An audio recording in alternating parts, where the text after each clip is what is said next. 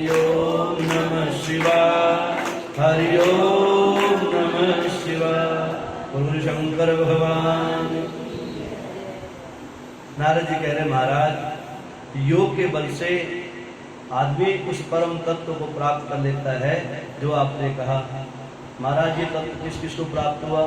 कि नारद जी आप अपने आप को पहचानो, पूर्व जन्म में क्या थे।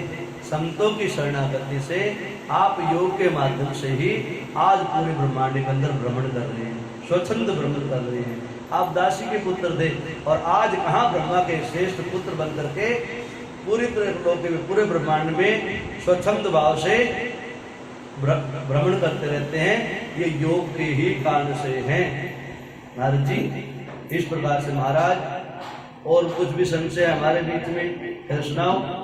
क्या कभी व्यास जी से और सोनकादि ऋषियों की भी चर्चा हुई है? कहते हाँ नारद जी, जब भी अवसर मिला, जब भी किसी को तत्व पाने का मन में भाव जागृत हो जाए तो ये कभी भी ऋषियों ने संतों ने ये नहीं देखा कि मैं छोटा हूं या बड़ा हूं। कहते व्यास जी महाराज और सोनकादि ऋषियों से जब चर्चा चल रही है तो सूत जी महाराज के मन सब में छोटे हैं आयु में। व्यास जी से और सोनकादि ऋषियों में आयु में छोटे हैं सूत जी महाराज, और लेकिन ज्ञान में बड़े हैं। इसलिए सूत जी महाराज को छोटी अवस्था में होते हुए भी लेकिन उन्हें सारे शास्त्रों का ज्ञान था, इसलिए व्यासपीठ में बिठाया और कहते हैं सूत जी महाराज आप हमारे से ज्ञान में श्रेष्ठ हैं, आयु में कनिष्ठ हैं, लेकिन ज्ञान में आप ज्ञान के परम धनी हैं, इसलिए आपके मुख से इस ज्ञान की प्राप्ति करना चाहते हैं। कहते इस प्रकार से व्यास जी और सोनकादि ऋषि बार बार जो चर्चा करते रहते थे। नारद जी आप भी तो ऋषि हैं, आप भी तो तत्ववेता हैं, आप भी तो परम ज्ञानी हैं, आपको क्या आवश्यकता पड़ गई थी बद्रिकाश्रम जाने की और भक्ति महारानी की कष्टों को दूर करने के लिए? आप भी तो सनक सनंदन सनातन सनत कुमार के पास गए थे संशय दूर करने के लिए, जबकि ज्ञान तो आपके पास भी था ना।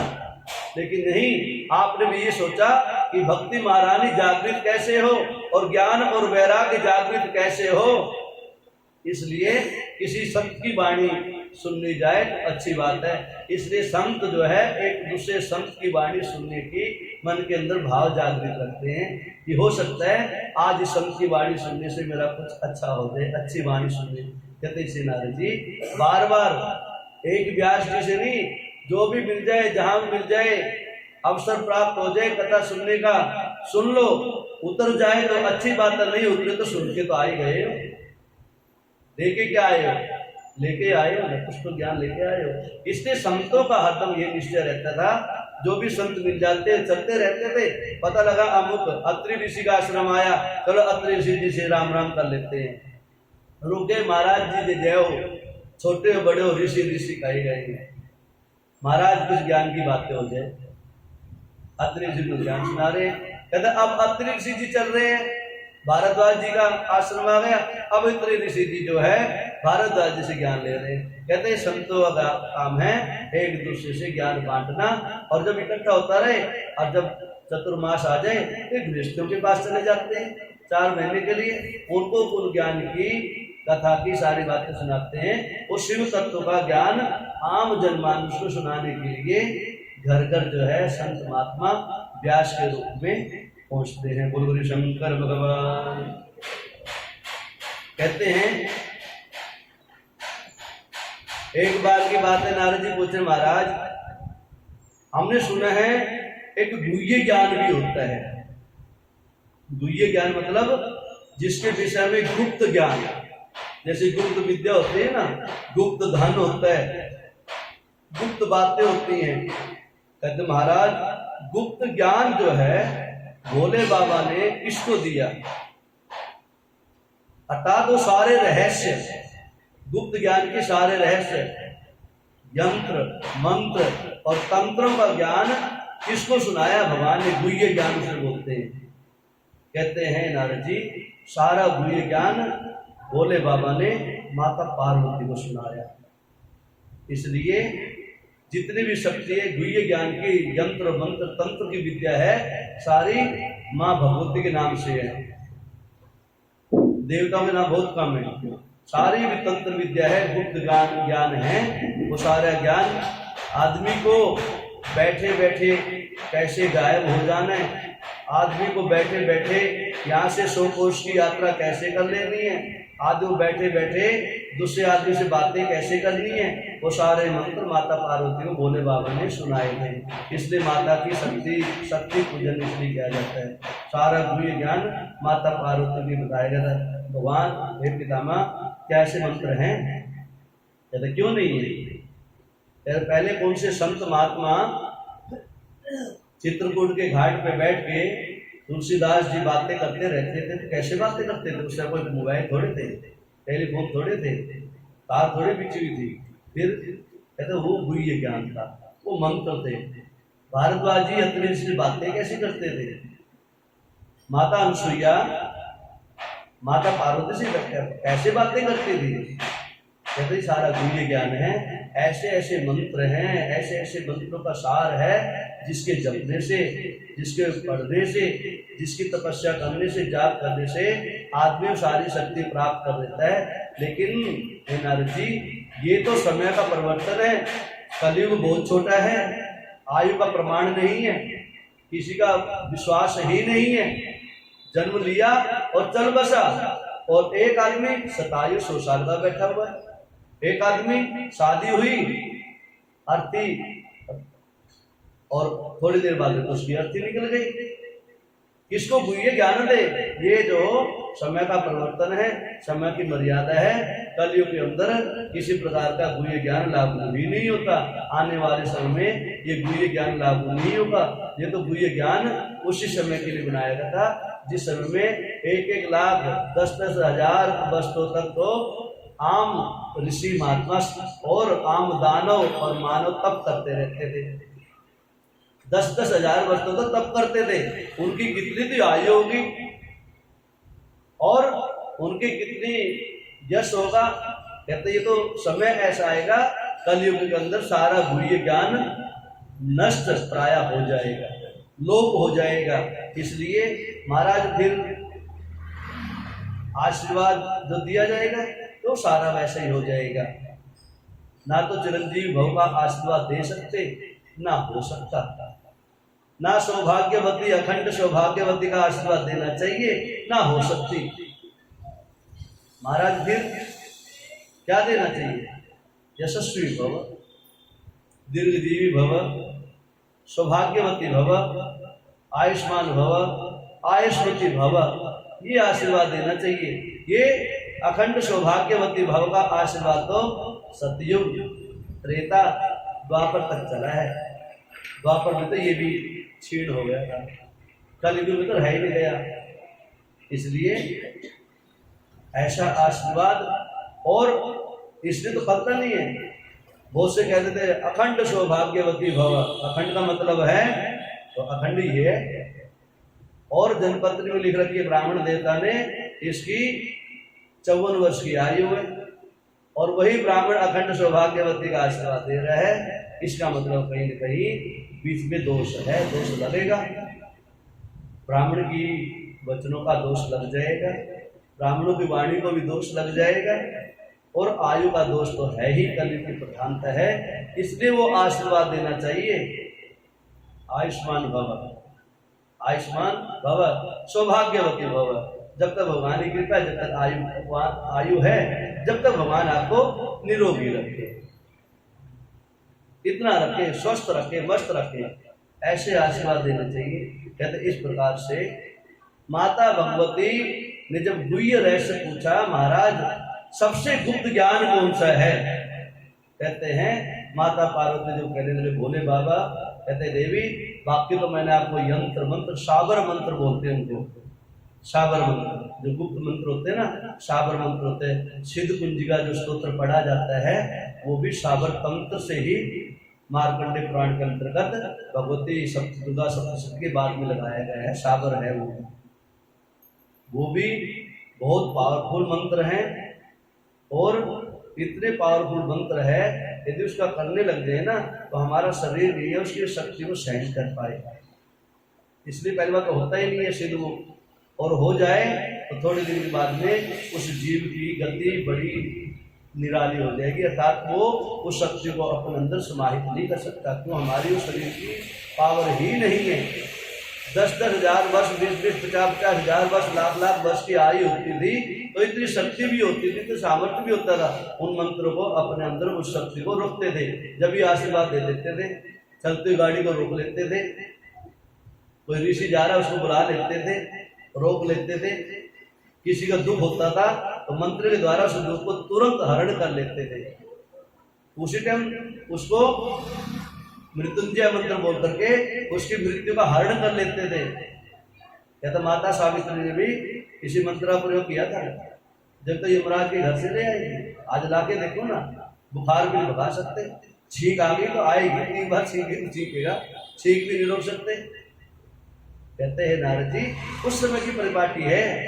उन कथा को सुनने और बनने से, उन कथा के सुनने के कांड से ही आदमी की आयु बढ़ जाती है। उस कथा की चर्चा करने से ही कलयुग के मानुष जीव की आयु बढ़ जाती है।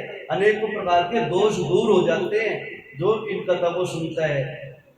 नारद जी इस प्रकार से माता भगवती को सारे गुह्य मंत्र दिए, और सबसे जो गुह्य मंत्र था, इस जीव को, इस आत्मा को पवित्र बनाना है, इस आत्मा को उस परमात्मा से मिलाना है। वो गुह्य मंत्र एक ही है, ओम नमः शिवाय। बोलो शंकर भगवान की। जिसको बोला गया है प्रणव अक्षर ओम।